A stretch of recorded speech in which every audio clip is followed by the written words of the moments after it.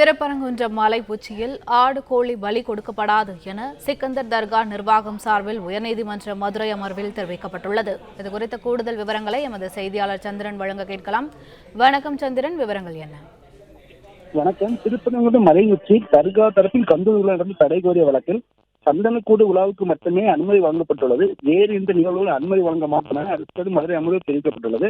வழக்கு தொடர்பாக அரசு மற்றும் தர்கா தரப்பில் விரிவான பதிமூணு தாக்குதலை மதுரை அமர்வு கோரியுள்ளது.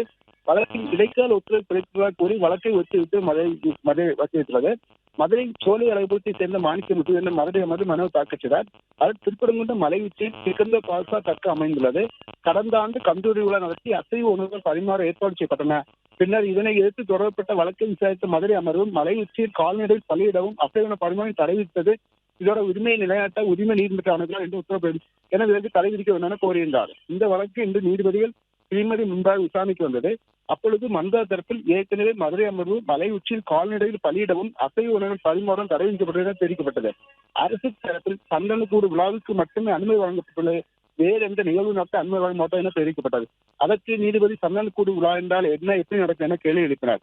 அரசு தரப்பில் குறிப்பிட்ட எண்ணிக்கையில் உள்ள நபர்கள் தர்கா சில வழிபாடு நடத்துவார்கள் தெரிவிக்கப்பட்டது. அதைத் தொடர்ந்து தர்கா தரப்பில் இந்த மனு விசாரணைக்கு உகந்தல்ல, ஏற்கனவே கோரிக்கை மனு தாக்கல் செய்யப்பட்ட அதே நீதிபதி மீண்டும் அதே கோரிக்கை வலித்து மனு தாக்கல் செய்வது ஏற்கத்தக்கல்ல தெரிவித்தனர்.